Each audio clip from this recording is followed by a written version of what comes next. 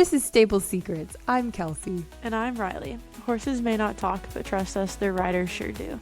We're two friends in the hunter-jumper world, pulling back the curtain on the barn life we all live. The highs, the lows, and the secrets in between.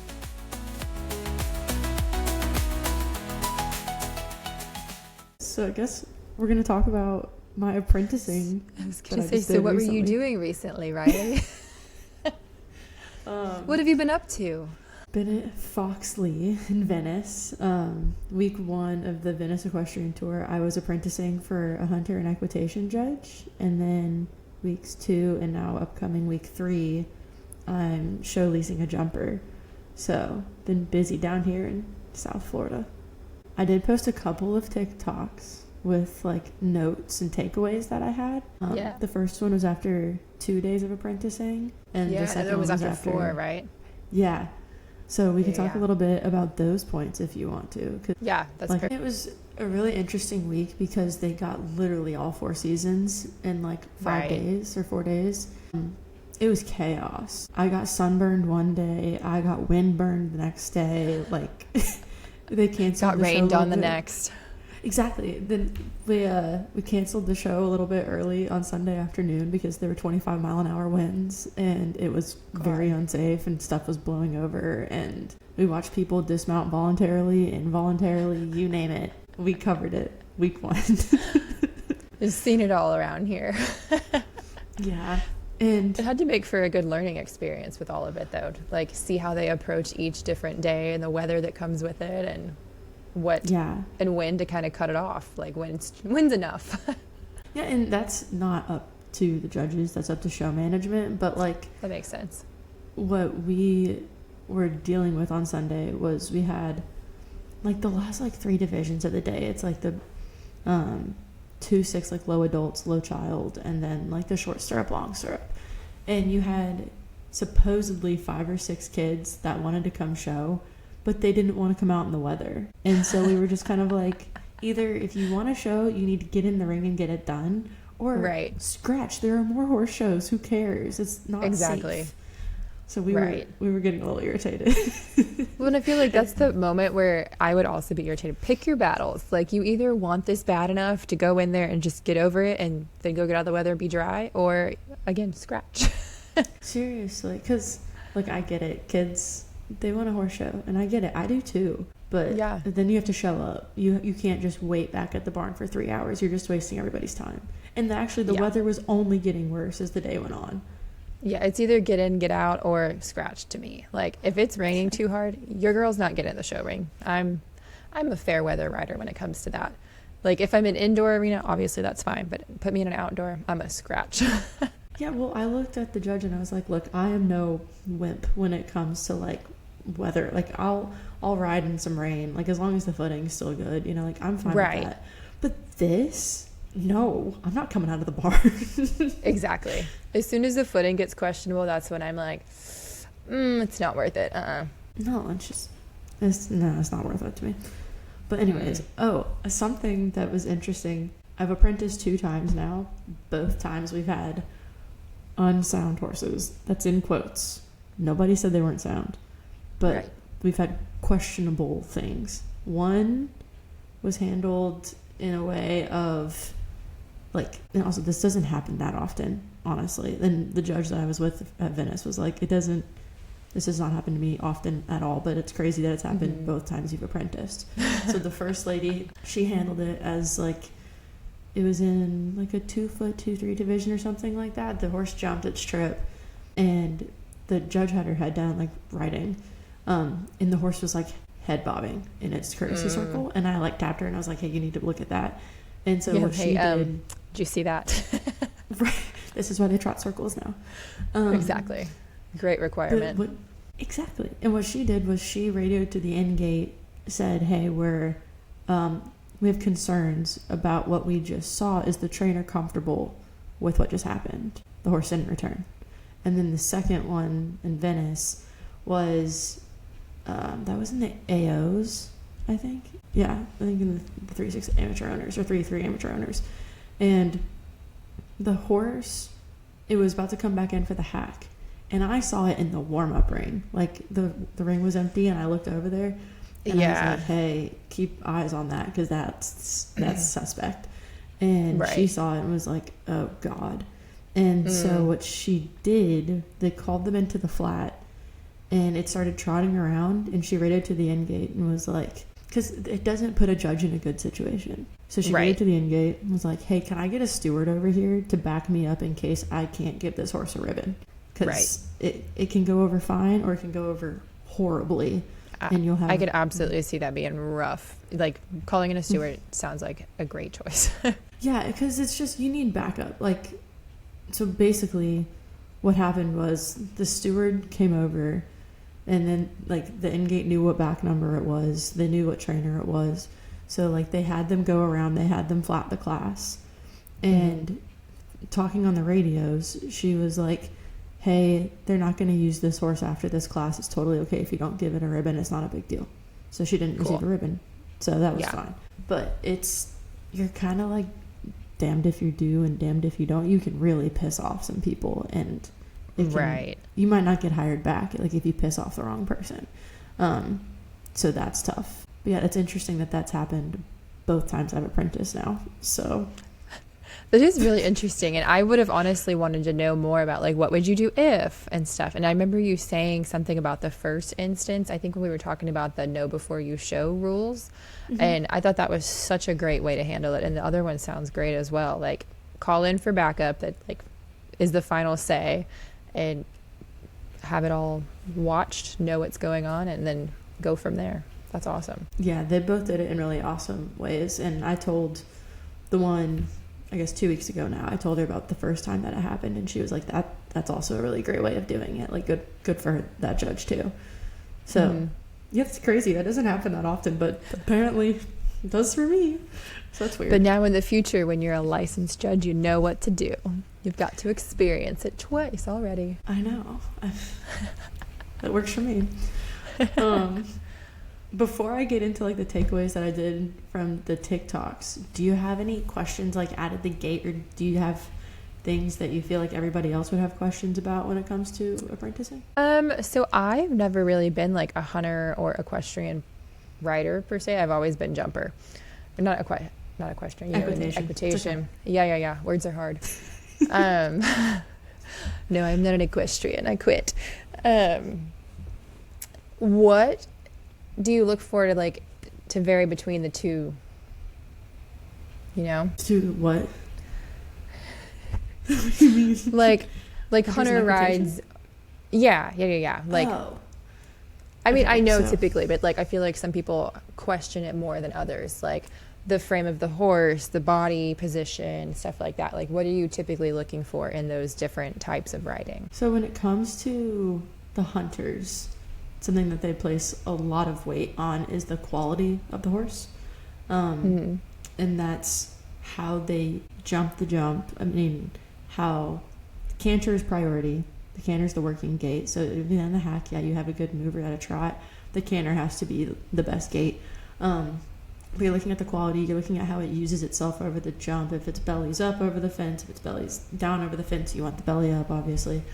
And if you can't decide between a couple of horses, what I was told is, like, what do you want in your barn? And that's your winner. And same with, like, in the equitation, who would you put on your horse? Who do you want at your barn riding your horses if you can't decide? Yeah. So that's a really easy, brief way of it. But when it comes which to, makes like, sense.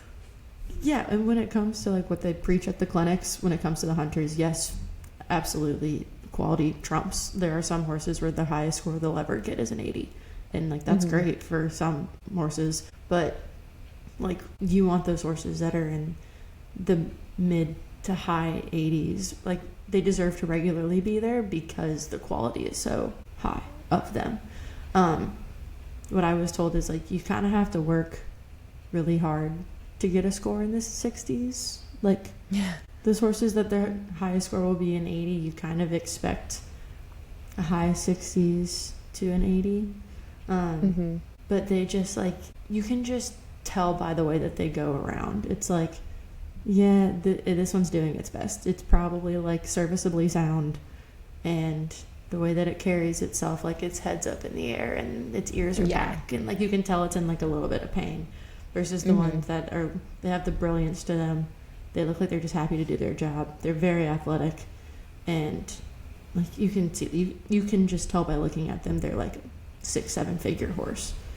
It's a pretty decent difference. And then, like I said, equitation, like you don't want a rider who, like, their stirrups are too short, too long. They're very comfortable, naturally sat in the middle of the horse, of their back.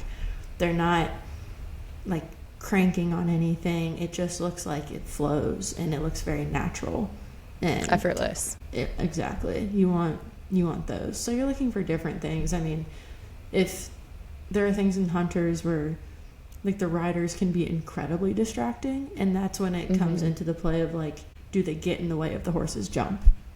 And then that becomes like knocking points off because of the rider, and it's not many points. But if they do, it is a jumping contest. If it impacts the horse's jump, you have to dock them for it. So does that answer your question? I feel like I absolutely, crazily. No, you didn't ramble. Like, I know why you feel like you rambled, but no, it was a great breakdown of what they're looking for divisively between the two. And that's what I figured it was. And I would assume a lot of our listeners also know, but just a baseline for everyone in case they have questions or something, you know. Yeah. There's, like I said, there's a bunch of things that are distracting in there. I've learned a few things are like tiebreakers in the hunters, like that kind of stuff. But like I said, you have to work hard to get a low score, I feel like, for most judges. And I learned, like, from the last judge I sat with, I judge a little bit, like I score a little bit harsher than she does. She told me out of the gate, she's like, I give pretty generous scores. Like, we did give a 90? We gave at least an 89 one time. But it was well deserved. And the kid wasn't going to win the class because she had a rail in the first one. So, like, the horse jumped out of its skin. Yeah, the horse jumped out of its skin. Like, I feel like I should preface all of the points I'm going to say when it comes to a number. Literally, you're just putting the class in order. Like, it's really easy to hyperfixate on, oh, she got an 89. But, like, the horse jumped out of its skin. She ended up in the placing where she should have ended up for the rounds that she had. That kind of stuff. Like, people really hyperfixate on the number. Well, and I think I probably got this from your videos that I watched on TikTok as well. But for each class, the scoring basically starts like on a baseline from the first horse that comes in? Yeah, so like when you're the first person in the ring for the class, you're setting the standard. Every score, like say a person walks in and it's one of those horses where like the highest score they'll ever get is like an 80. And it has like the round of its life, so it has an 80. So that's the baseline for the rest of the class. It's like, okay, this is where the horse is. It's winning right now. What rounds will beat it? What rounds will lose to it? And that's how the class goes.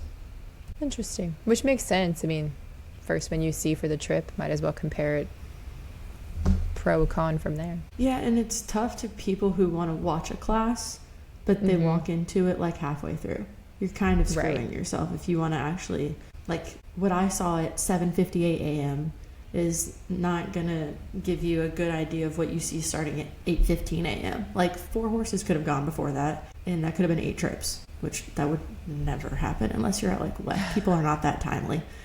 But yeah, no, you're just putting everything in order. And like I said, the first person out of the gate, they set the standard. Which I guess in that same fashion with you mentioning times, how do you remember exactly like, oh, I love this one the most, I didn't like this one the most, whatever, or the best ones, how do you like place them over each other if they're kind of spread out through the class and it's a decent amount of time in between? So what you do is when a horse walks in the ring, there's like a comment section on your card, and you write like, well, I mean, depending on the variety and diversity that you have of the horses, like bay, star, chestnut, chrome, liver, dark liver, palomino, like you write like shorthand stuff like that. Right. And I'll find stuff like some that are like insane jumpers or like insane canters, and I'll write like check plus C for canter, like check plus whatever for jump. When you have a box for every single fence as well. We have what they call it, just hieroglyphics, like a straight line across from me means it's a good distance, versus the judge that I was sitting with, she does like an upside down or like a parentheses if it's a regular fence, and then it changes other than that. but like I'll do like a line across and like a check mark or like a plus mark if it jumped at like outstanding. Right. And it's just something like those rounds, because if they are that good, you'll remember them. And right. Okay. so you're kind of like, okay, does it edge out this? Like, oh, maybe it had like a really light rub at fence 4, but man, it jumped out of its skin over all the oxers. And so then you just kind of weigh the pros and cons, whether if there are cons at all. And from there, it's just personal preference. Like I said, it's the horse that you want to have in your barn. That makes sense. All right. Yeah. Okay. What else? What other questions do you have? That's all I can think of right now. I mean, I feel like jump into some of your takeaways that you had from your days and stuff, and I'll probably be prompted into some more questions there. Okay. So there's one. I was actually talking to the technical delegate's assistant at the horse show last week about this. Judges are rooting for you. I know people don't believe you and think that they're just pessimists and they're trying to find things to like count you off, but like we were sitting up there in that booth the entire time like, come on, bring it home, like you're so close, this is so good. And then they have a rail at the last and we're like, damn, come on. Heartbreaker. I know, but like the 2 judges I've sat with, that's their mindset. That's my mindset going into it. I don't care if I have opinions about you, your wife, or your lover and your mistress. Doesn't matter to me. It's just the round that's presented to me, I score it. And I want it to be a good round because I always want to have good rounds. So that was my first take. And like I said, nobody believes me. And fine. But just know I am, because that's my perspective going into it. I feel like, and again, this is coming from a jumper rider, and you hear about how people love or hate the hunters one way or the other because of how picky and to one person's opinion the classes are. But I'm like you. I feel like at the root of it all, they wouldn't be there watching your round, scoring it so intently if they didn't enjoy what they do and enjoy watching the rounds and want the best for you, you know? Yeah, I mean, and that's your hope for all of them. Like, yeah. It's easy to want to say they're all pessimists, but I think for the most part, like, judging's a really hard job. Like, yeah, it is so much more mentally strenuous than I think people realize. Like, my first 2 days of apprenticing, not at Venice, but the one before that, like, day 1 I was fine. Day 2 I came back so tired, and the judge was even like, did you agree with the score that I just said? You've been really quiet. And I was like, I'm so sorry. I am so tired, because you're locked in from 8 a.m. till whenever the show is done. right. And Well, it's a lot of sitting too, I feel like, and just sitting, focusing on one solid thing back to back to back. Like it has to get a little monotonous, but also at the same time, like you said, you have to be laser focused in to do your best for the people in the ring and at the show. Yeah, well, because you're there, like you are making people's weekends and you are ruining people's weekends if like you miss something. And like that's another one of the points that I had was like, shit happens, we're humans, like we miss things sometimes. Like there was one day the judge was looking down and I saw a horse like break or kick out or something like that, and I was like, oh my gosh, did you see that? And she was, no, what happened? And it took the score from like an 80 to like a 50, because I think the horse kicked out or whatever it was, and that's like you killed the hound. That's it's a disobedience. No. Yeah. But I looked down, I missed something the next day that she caught, and I think that's also with like the mentally strenuous side of it too. Like, you want to take a second to ride a little bit more, and you're like, oh, and you miss something, and the horse breaks for a step or whatever, and again could take a score from an 80s to like the 50s or 60s. Give them grace, they miss things, was my point. They are humans too. It's tough. If it was an easy job, everybody would do it. Exactly. What's another takeaway we had? The next one I had was hyperfixating on a score, which we kind of touched on. But the next one, judges know who hold up rings, and they know who the first person in the ring is. And like the first person in the ring, the last day of the horse show at Venice, she radioed to the end gate and was like, please thank them for their promptness. Like, we really appreciate it. Like, they know. And they've told me that they know. And they're like, there are some people who are notoriously always holding up a ring. And sometimes it's because they're busy and they're held up at another ring. Other times it's just because they're lazy and they're late and they're running behind. Yeah. And judges don't appreciate that.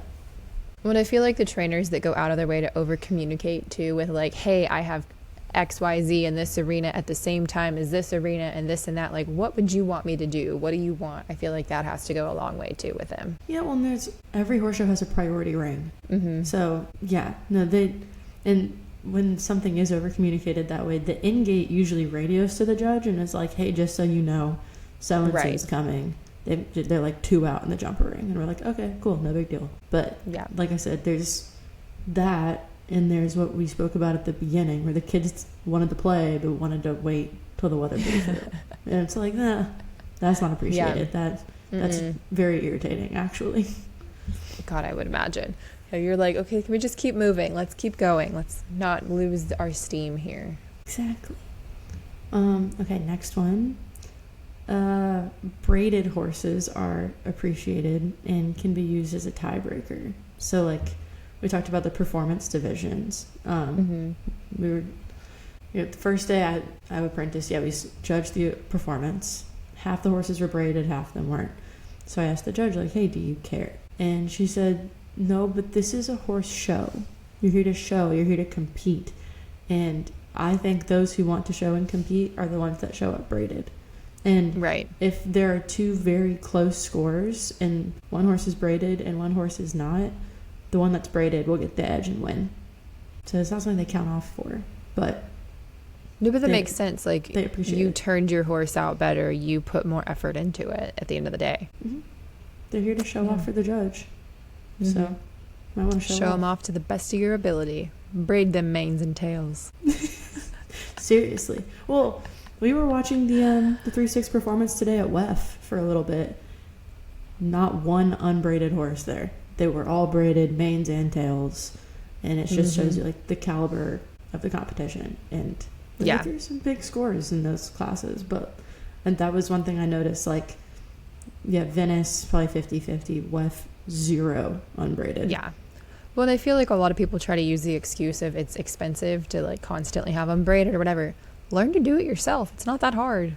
Like, it's hard to learn, yes, but once you do it and figure it out, it goes a lot faster. It's a great way to like make a little side cash too if you want. Yeah. Well, and when I asked the judge that question, I was like, one of my old bosses, like the people I worked for in California, those horses were always braided, and they said the same thing. They're like, this is a horse show. Like, you're paying to be here. You kind of should show up and compete. Yeah. Give yourself the best chance you can. Exactly. Do everything you can to put yourself already 10 steps ahead of the people that aren't doing it. Right. Exactly. Okay, my next one. Instances with extreme weather are handled gracefully. So there's a story that prompted this one. The first day, the winds were nuts. It was raining some. It was raining first, and then the winds picked up. And again, I think it was in the performance. This girl was jumping into a line, and then the judge didn't see it. I saw it. She circled, and it was because the barriers at the end of the ring had blown over, and had she jumped out, her horse was already being spooky, and she would have been off the horse. And as an apprentice, I can't say anything to the exhibitor, but like the exhibitor was like, what do I do? And I like tapped the judge and I was like, hey, she's trying to talk to you. And so the girl like walked over and she was like, hey, let them get that barrier up. I'll pretend like your circle didn't even happen. Totally don't blame you for doing it. Continue on from starting the line again. So I love that. Yeah. It makes you really and like kudos to her for having some self-preservation, not just pushing through and involuntary dismounting, because that has to happen all the time. Like, you feel like you can't stop and do something in a situation like that. So I love hearing that that's actually an option. yeah seriously, because like I said, it was raining first and then the wind came in and it just went like, there were those hard plastic, like there was a little bit of weight to them, but the wind was heavy enough where they just smacked the ground, and like nobody wants to be on a horse like cantering right at that, falling towards you. Like, that's not good. So yeah, like there are instances where things are handled very gracefully, and that's where it's like, sorry, judge, and they're like, no, it's okay. Circle and do it again. You're fine. Yeah. Man, that's awesome to hear, though. Okay. Well, I mentioned this earlier. You have to work hard to get a score in the 60s and below. Like, you really have to have messed up to get in the 60s and below.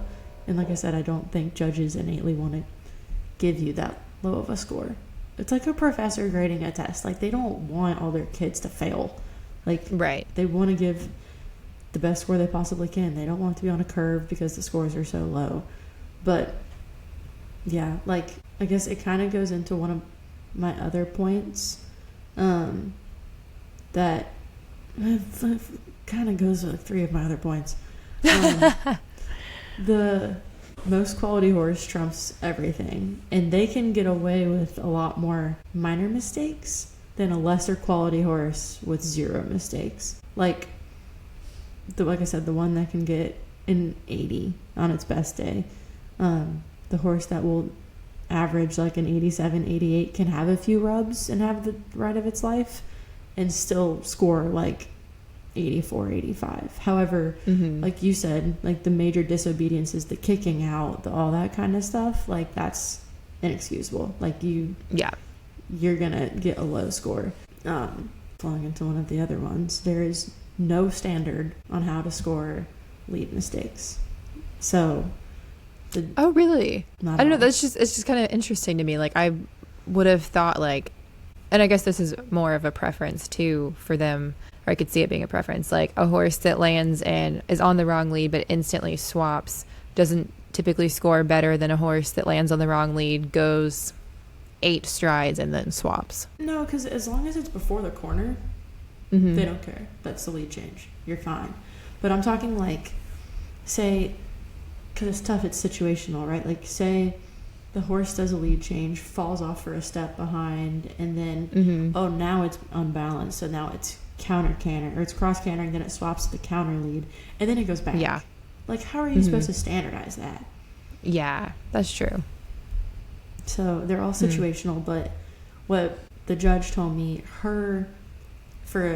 this is probably like the simplest way. If a horse counter canters the corner all the way to the next fence, then she gives that a 69, versus if one cross canters a corner all the way to the next fence, she gives that one a lower score at a 67, because the counter canter is more balanced versus a cross canter is just like you're sitting on a washing machine the entire A time. jumble. Yeah. Yeah. That makes sense. And there are people that disagree with that. So I agree with the more balanced option should score a little higher than the less balanced option.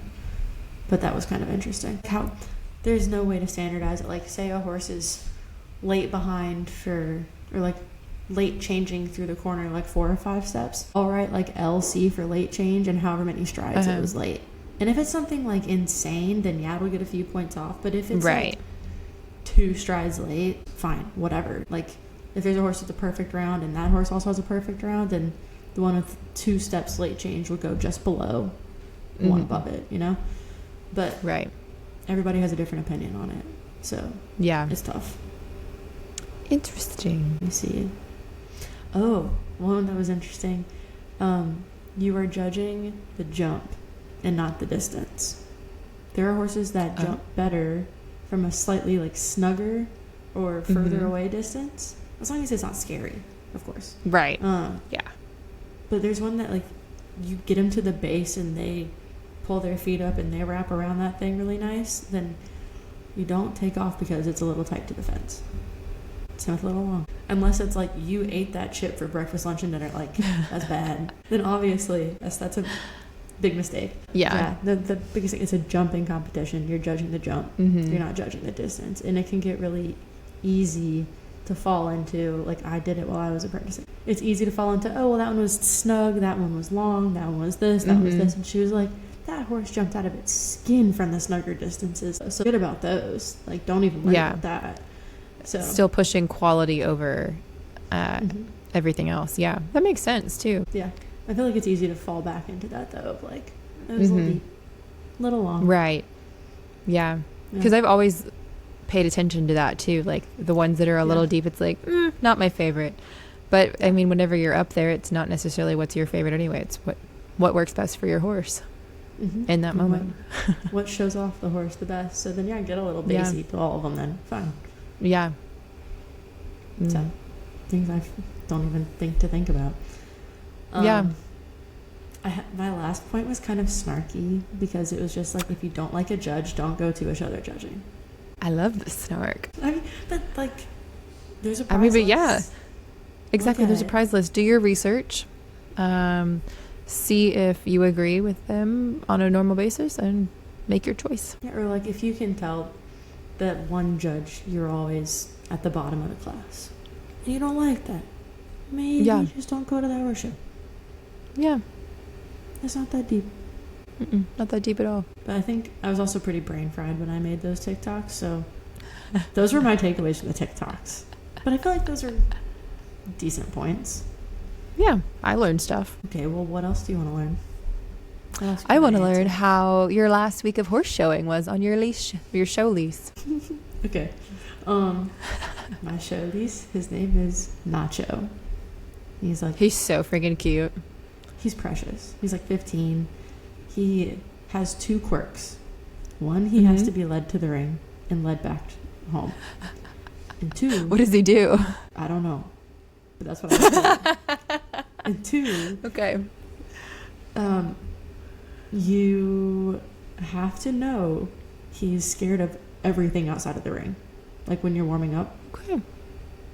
You have a porta potty out there? You better hope they don't slam the door when you're cantering by. And he's tiny. Like, he's very dainty and he looks petite. Yeah. So he's catty. Yeah, he can run if he wants to.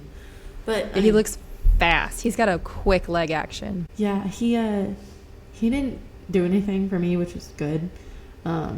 We did kind of push our luck a little bit on the last day because the thing that was going to clean the porta potty was coming up right as we were setting our last oxer. And that horse, I turned the corner and he said, "Jesus, take the wheel." And he ran at that oxer. Jumped it clear, whatever. But hey, made it to the other side. He was very afraid, and I felt bad. Yeah. So we fixed it really quick and then just went, thankfully. Yeah. But he was really good. So he jumps a little bit flat, which is fine. Mm-hmm. He is one that kind of likes to be kicked and pulled a little bit, which, whatever. I know the barns he came from. That makes sense. So he's a machine. He knows his job. He's really good at his job. And the first day we had jump off. I was told going into the ring, hey, let him, it was a 1 to a 5, I think, right at the very end. The 5 was short. And it was 3 feet short. And this was at a meter. So my trainer was like, "Oh, let him jump across the oxer before you whoa for the 5. Well, I didn't protect the front rail of the oxer. So I had to. And then I made the 5 work. Okay, but still, learning a horse to show at the show, impressive. Oh, yeah. If you didn't take a few rails, I'd be honestly a little pissed because you're so good. Thanks. No, it was, and the trainers came to watch the first day and they're like, "Nope, perfect, great, love that. That was so good." I'm like, yeah. Okay, thank you. And I was like, I just didn't protect the front rail. My bad. The trainer was like, "You're fine. Don't worry about it." See, I guess that was Thursday. And then Friday, oh my gosh, what was it? I think Friday. Well, here, I have a quick question. Yeah.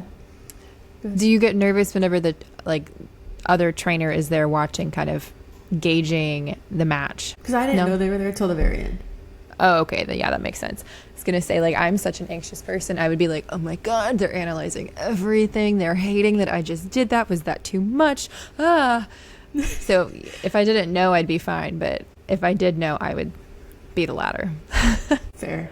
They were just coming to make sure it was a fit, which yeah, I don't blame them. But Friday, okay, we had 2 back-to-back speed days. So Friday and Saturday were speed days. I had the time to win if I didn't have my rail. Is this the one that you posted the video of, or is that from the last day? Mm-mm. Okay. No, that was from Saturday. So Friday was a speed. I can't remember what happened. Doesn't matter. But it was so close. And there's a person, 2 people went clear out of like 10 of us. The person in third, far and beyond had the time, but like had everything panned out, and I just didn't have my rail, I would have won by like a second. Man. He was really catty. He let me do some great like inside turns and stuff and just land and keep going. And he was awesome. I felt like tremendously more comfortable on him Friday. And Saturday was the one that I posted. I think I was winning when I left the ring, but then this guy, he had 2 horses and he came on one of them and he got beat by like a second and a half, I think. Yeah. So that was really close, but I was like, come on, I just wanted to win one, but I got second. Just one of them. But he was great. I really pulled him and protected him off the ground and all that kind of stuff, and like he seemed to really respond well to that ride. And then That's awesome. Sunday, my classic was kind of a mess. I think he was tired. The round was good. My trainer said like the ride was good, but we had 4 rails. Yeah. Well, like, again, learning them and learning their stamina and endurance for multiple days back to back to back. Now you know, and like you show again next week, right? Or this week, technically. Yeah, starting tomorrow. Yeah, that's what I thought. So now you know that going into the show, and it's like you can kind of gauge his ability each day. Yeah. Well, and my trainer, she was just saying like, she was joking. She was like, you used up your brilliance. And I was like, I'm a one and done kind of girl. That's all I got in me. And she found that funny. But even his trainer came up and was like, hey, I think he's just not in like super great shape. And he's tired. So when he hit one, he was like, well, doesn't matter. Already hit one, might as well hit another. Yeah. So, he was totally fine. He was a good boy. And Yeah. I didn't care. I was like, whatever, it's fine. Right. Because it's just more experience for me since I'm not like regularly showing anything at the moment. So I'll take whatever I can get. More experience, more time in the ring, more time on a nice horse, jumping a nice round at a fun show. Yeah, I had a blast. There was zero pressure, zero anxiety. I was like, works for me. Like, I didn't get nervous. Couldn't have cared less. It was fun. God, I want a show. I know. It's a lot of money, but it'll be worth it. Well, Winter Series is what, 4 weeks? And this is... Yeah. This is just week 1. Yeah. Like starting today? So they actually pushed it back. It starts tomorrow because of the cold weather and stuff. Oh, okay. Because a lot of barns that would try to come down from Dallas or even kind of Woodlands, Magnolia, like there was so much ice on the roads and it just finally kind of melted. Yeah. Dallas still has snow. Wow. Well, They've had snow days every day this week. I may try to come apprentice Pin Oak. Mm-hmm. So, because I need to fill... I have this year to get that license because of the moratorium. Like, the Britt McCormick came onto the podcast and like explained it all, and like I have this year to finish. So I have to knock it out and go to a show. Do you know Pin Oak's dates? It's February. No, it's March and it's like 3 weeks. March and April. I think it's like the last week of March into April, which would be great because then I don't have to worry about it with rodeo because I have all of my back end stuff pretty much done for my little business. Mm-hmm. I was hoping to try and have it done for Winter Series so I could advertise a little bit there, but my real goal is going to be Pin Oak so I can go advertise and get this baby off the ground. Exciting. So the last time I talked to you, I only had 1 judging gig. Now I have 4. Man. I have April 11th and 12th, April 26th, July 25th and 26th, and October 23rd to 25th. They're adding a 3rd day to that one. That's local finals for like that management company. That's it for this episode of Stable Secrets. Thanks for listening, and we'll see you next week.